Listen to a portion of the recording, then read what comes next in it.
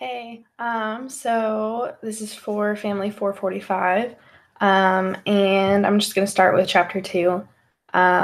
So for the three different levels of prevention, I thought it was actually pretty interesting to learn about the three different levels. I didn't know that there were three different levels of family prevention in family life education. So reading through them, I learned about how secondary level of prevention really works with people who are at risk of having something happen in their family life or their marriage. And I found that was something that I was really interested in.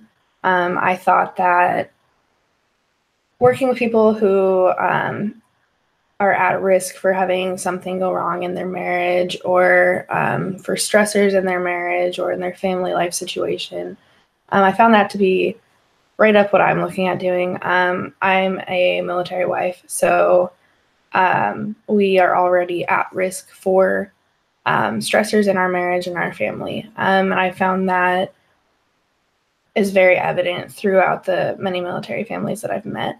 So something I'm pretty passionate about right now is helping these families to be able to find a way to strengthen their marriage and their family life overall. So I definitely thought that the secondary level of prevention was what I would probably want to do the most. But I also really liked the tertiary level of prevention as well.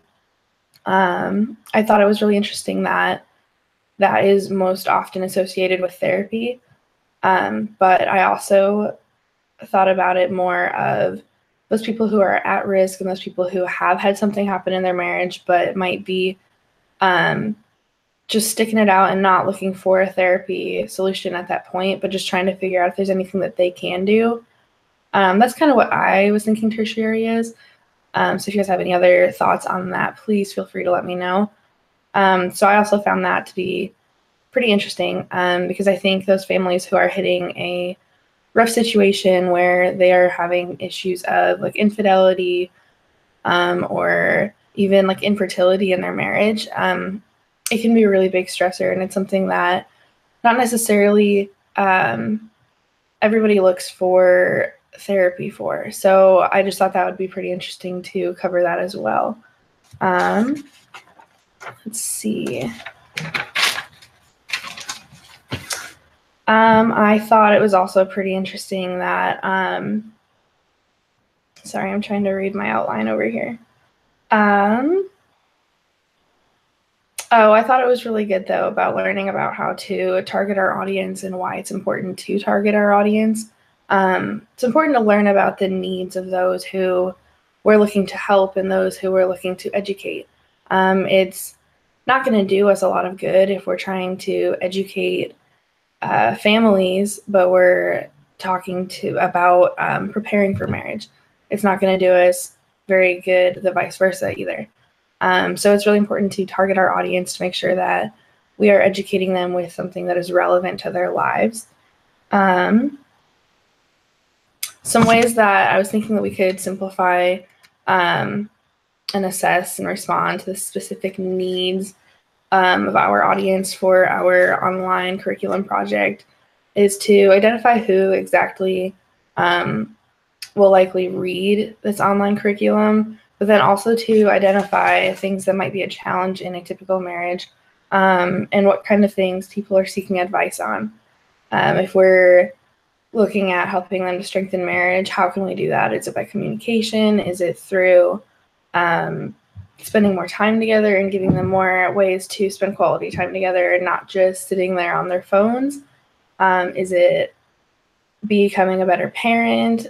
Just all those different things. Like, what types of things would our audience specifically want to read about and want to learn about that would most benefit them? And then going to chapter 16. I actually really like this chapter, especially the part on social marketing about how we can use that for our benefit. When I think of social marketing, I think of also social media marketing and how important that has become, especially with social media being in many, many different platforms with Facebook and Instagram, Pinterest, even Snapchat and stuff like that. using social media to our advantage to help educate those about family life, I think would be a really good way to market to so many different people, especially this generation, and even many of the older generations and upcoming generation is definitely the best way, in my opinion, to start marketing to them, because everybody is on their phone or on their computer and they're constantly scrolling through Facebook or Instagram or Pinterest or whatever that might be for them.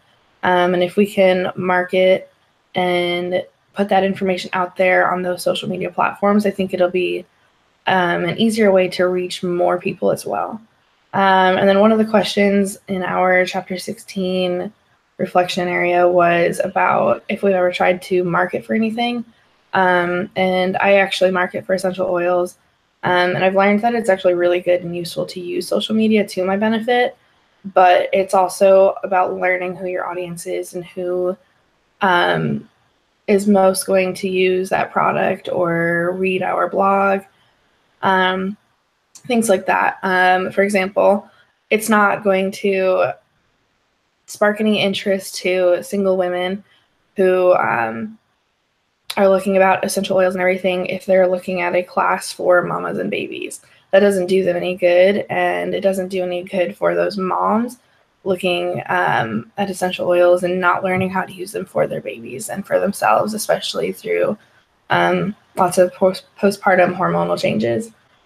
So that's something that I've been learning for the last several months or so about how to market through social media.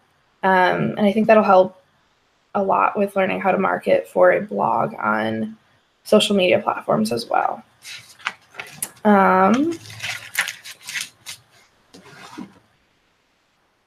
I think that if we go back to chapter 1, the collaborator approach is probably the type of family life educator that I would be. I would probably take my information that I have to share with people, and then I would customize it to what their specific needs and wants to learn about would be. So if I were to host a class or if I were using a blog, I would leave areas for people to give their input about what they would like to learn or what I could write about or what I could teach about, so that they can learn specifically to their needs, not just what I think their needs are.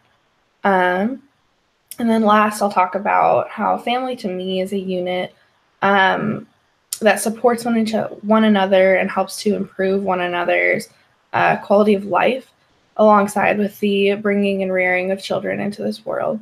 But I think family life education is supposed to help prevent problems in the family as well as the quality of their life and marriage, and support their family members that they provide each other.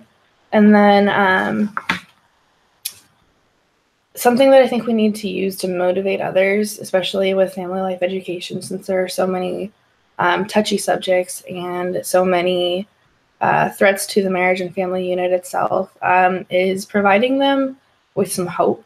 Not necessarily giving them false hope, because nobody wants that, but just giving them like an idea that things can get better and they could get better, and then provide them with some tools and some knowledge in order to help them take action and be able to do these things to hopefully help improve their situation that they might be in. So that's my learning and teaching interaction for this week. Thanks for watching.